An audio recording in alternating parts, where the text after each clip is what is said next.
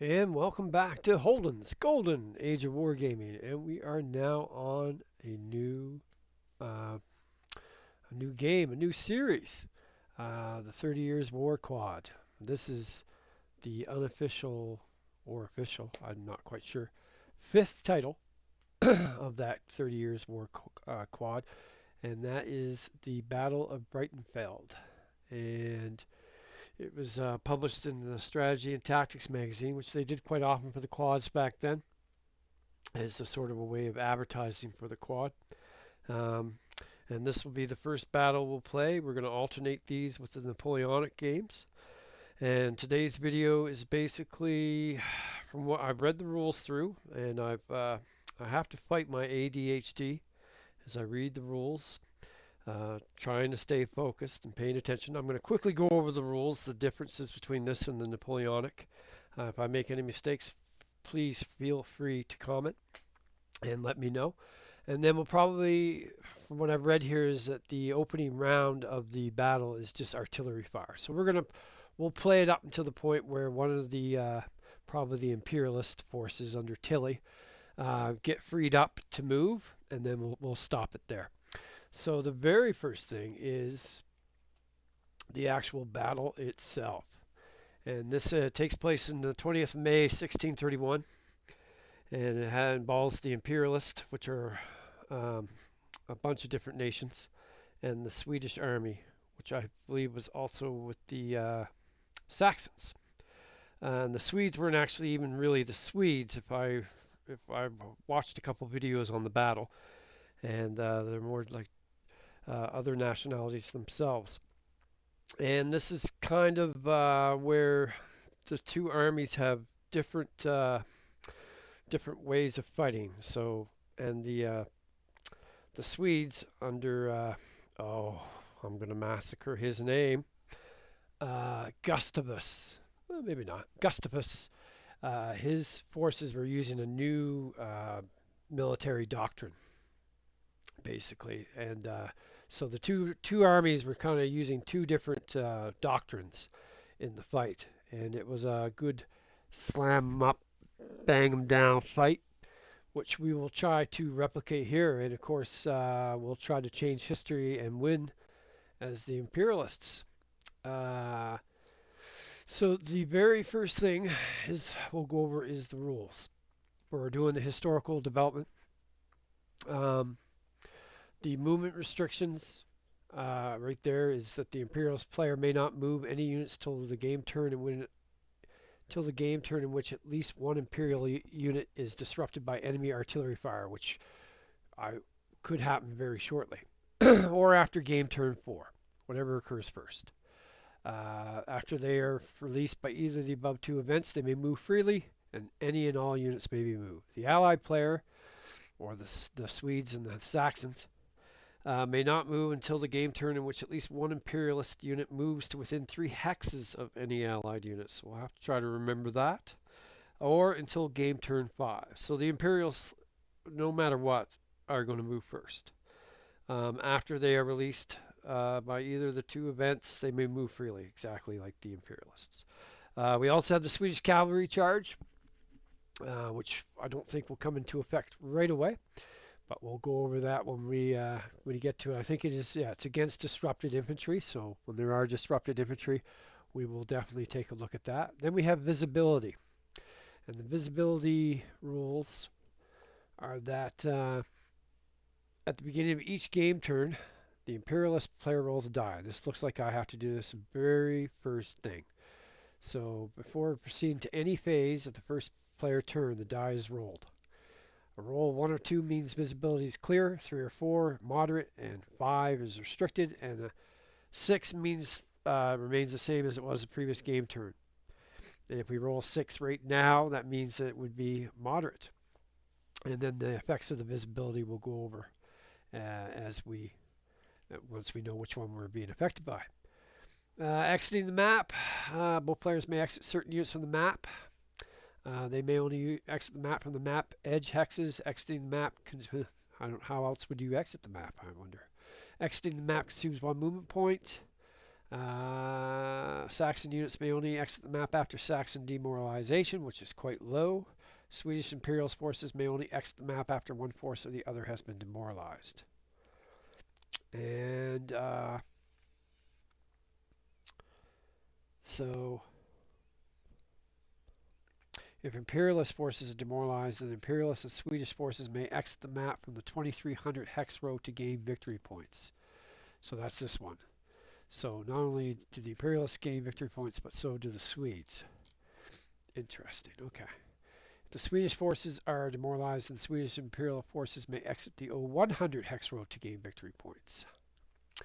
If both of them are demoralized, then both forces may exit the map but gain no victory points. Okay. And exit from the map. Now, if the Imperialists are demoralized, can they exit the map from the 2300 hex row? Or does that mean that just the Swedish forces may exit from the 2300 hex row to gain victory points? Do the Imperialist forces gain victory points for exiting? And vice versa? I'm not sure. Demoralization effects. What happens when they become demoralized? In addition to the normal demoralization effects, the following rules apply to Saxon units only. If the Saxons are demoralized, all Saxon units are immediately disrupted and may not be undisrupted. Ooh, the Saxons really look like the weak link here, as they were historically. So that makes sense. What are the normal demoralization rules? Let's make sure. Okay. Disrupted infantry units of an army which has reached or surpassed demoralization level may not be undisrupted. All disrupted units of an enemy army have a movement allowance of 4 hexes per turn. Now, normally for being disrupted, I believe it's only 2, right? It's only 2.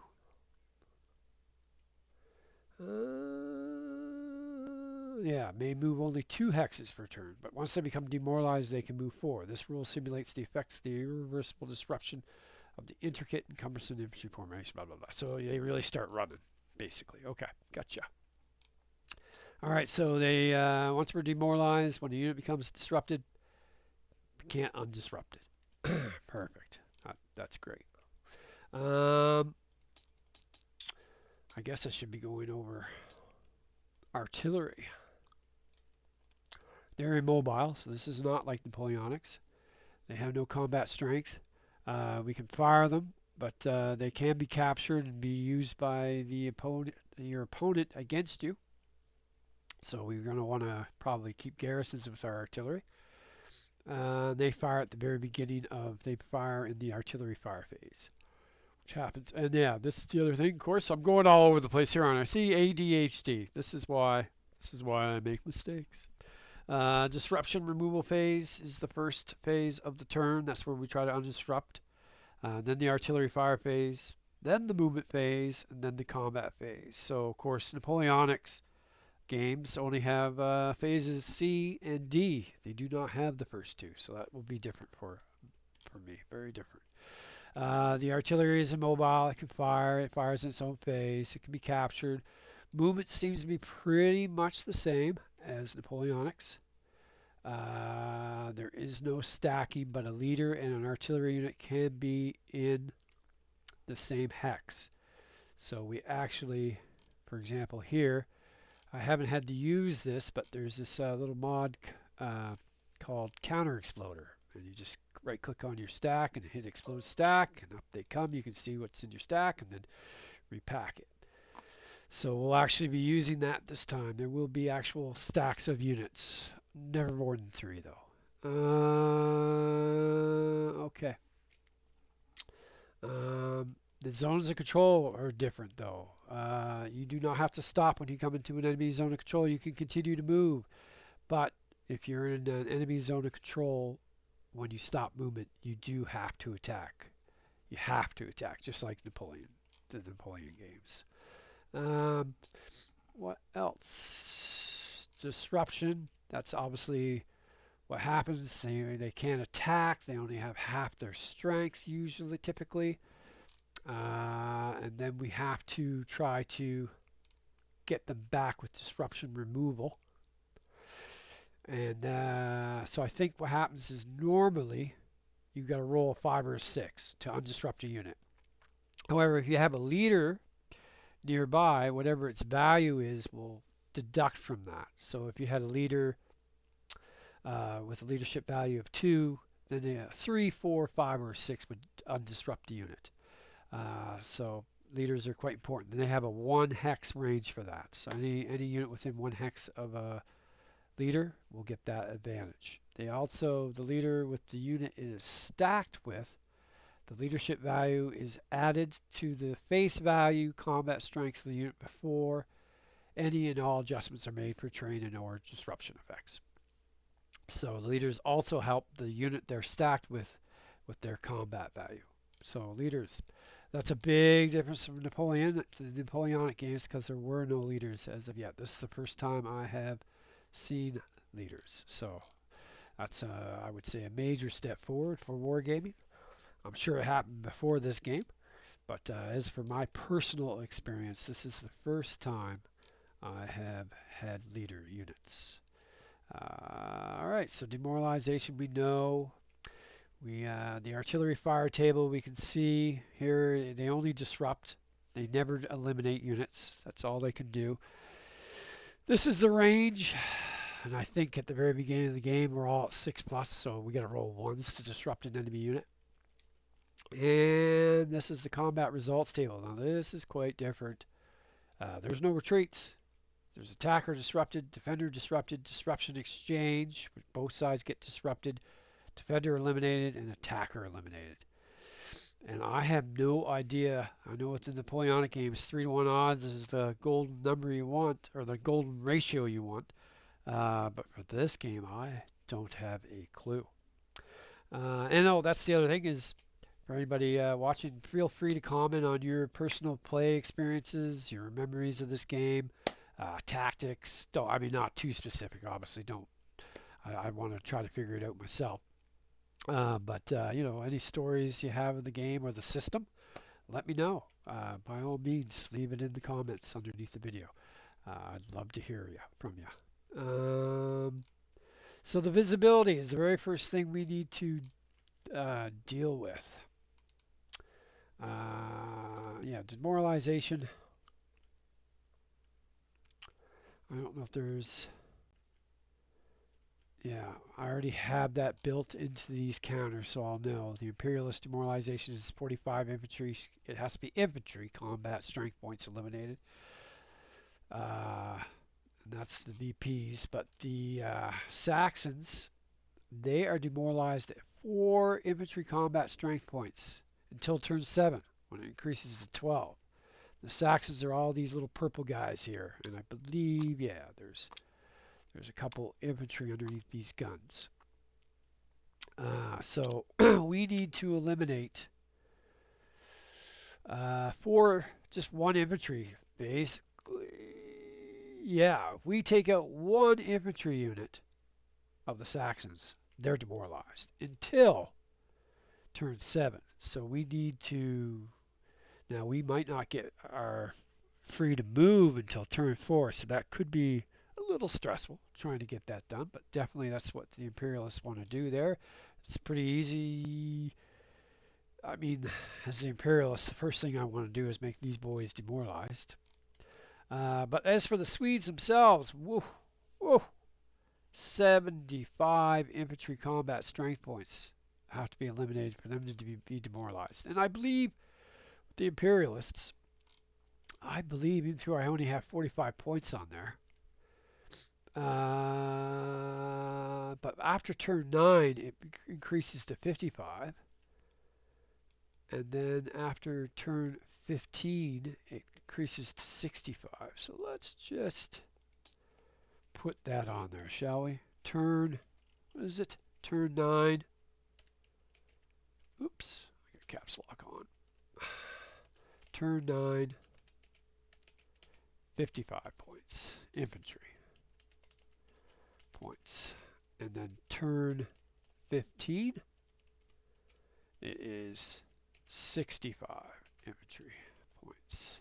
Okay, So as time goes on, we can take more losses before we become demoralized. Turn 9, 55, turn 15, 65.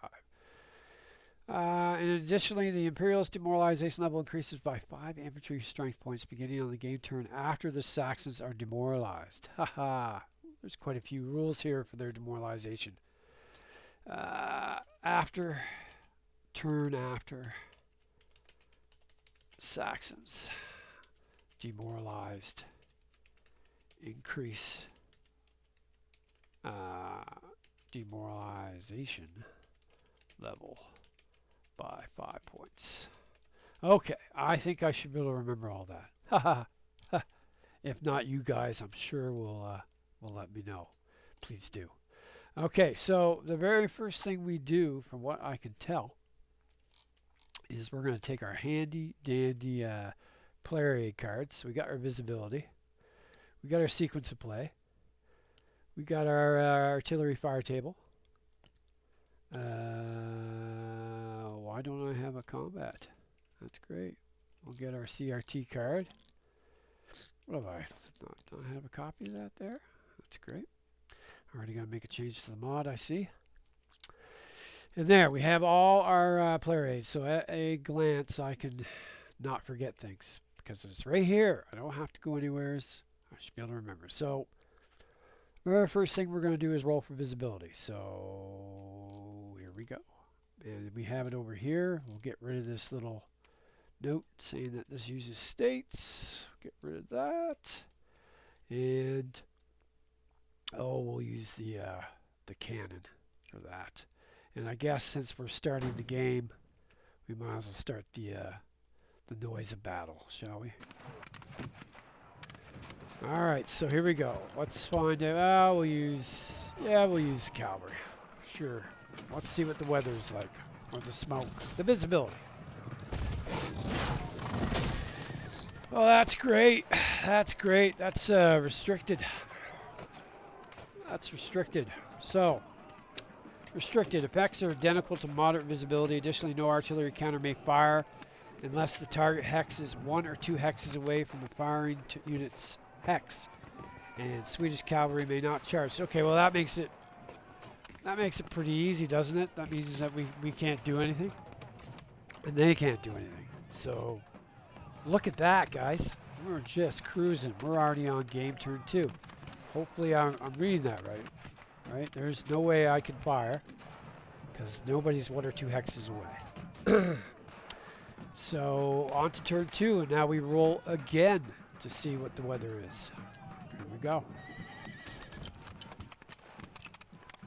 Now we know what the end turn. Okay, so that's a 3. So that's going to change the weather to moderate. And moderate, it says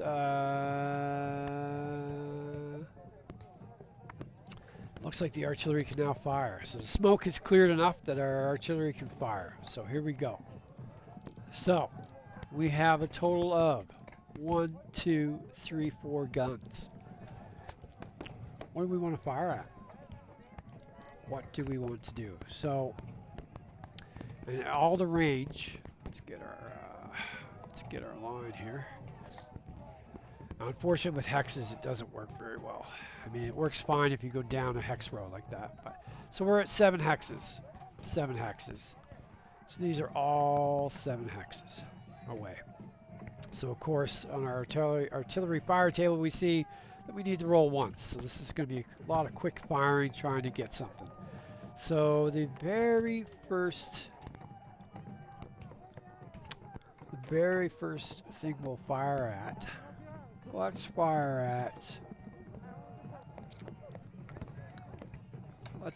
at these guys right here. So we need to roll. Let's get our handy dandy markers here to show who's fired. So these guys are going to fire at, they'll fire at this cavalry unit here. So here we go. We need to roll once. So I'll do this very quick.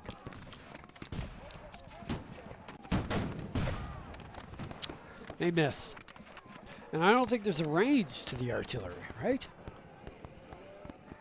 They can fire, I mean, they can be blocked, though, by other enemy units and stuff. But yeah, I don't have a range, so I can just keep firing. Oh, we'll fire at these guys here, though. This guy. Come on.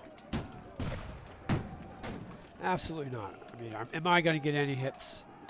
All right, we're going to fire at... We'll fire at the leader here.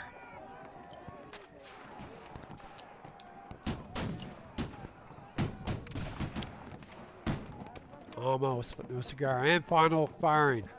We'll fire. Jeez, look at all those guns. Ugh.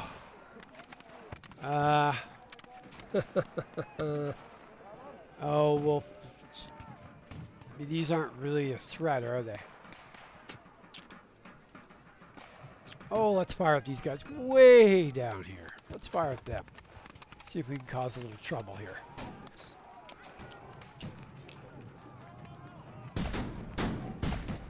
Absolutely not. Okay, so I'm looking at the restrictions. So we don't have to worry about the Allies becoming active until we get within 3 hexes or turn 5. Okay, we're on turn 2. So now we're going to switch to the Swedish forces. And the Swedes will pick up their cards.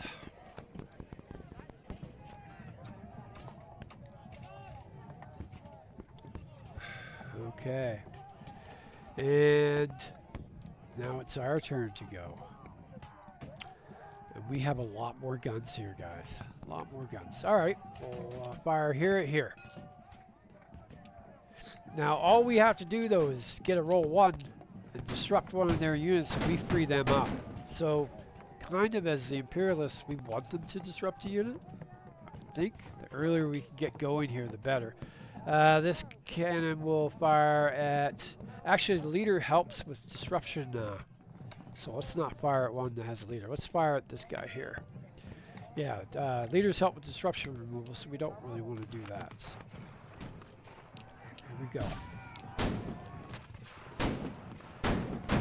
Absolutely not. But now look at all these guns. Look at all these guns.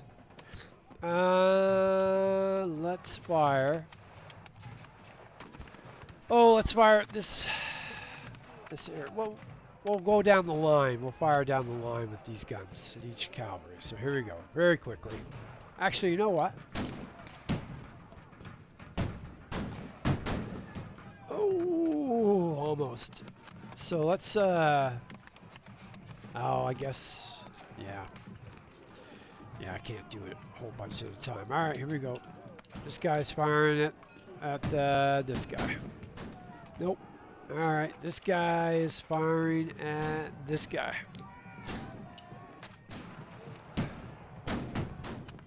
I do believe that's a 1. All right, and that was 1, 2, 3 in. So that makes this guy disrupted. So he flips over. And now you can see he has basically half this combat strength. He can only move 2 hexes. And we're going to try to remove that disruption. All right, and then we're going to continue to fire. We'll fire at this guy. Wait a minute, that's a leader, isn't it? No, we'll fire at this guy here. All right. Come on. Let's disrupt a few more since we've already disrupted 1. Absolutely not. This guy is firing at this guy. Come on. Nope. And finally, this guy is firing at that guy. Right on the end.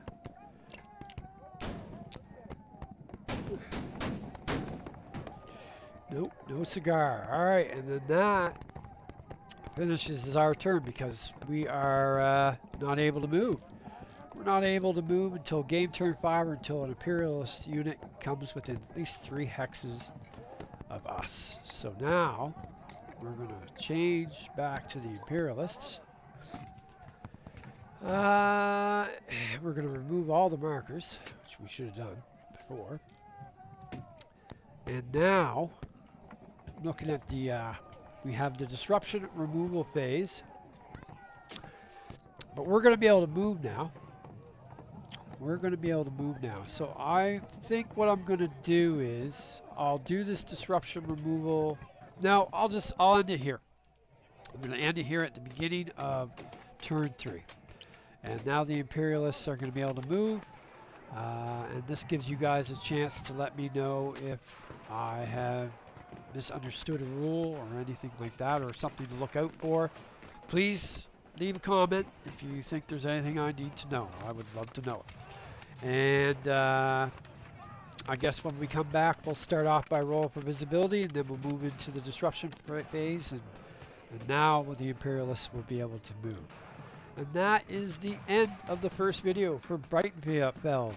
And this looks to be a much more tactical battle than the Napoleonic games. The Napoleonic games are they're a little bit more, the bird's eye view is a little bit further out. This seems to be right down in the nitty gritty of the combat for the battle. So very interesting, very interesting. Anyways, until next time, everybody, take care and have a great day.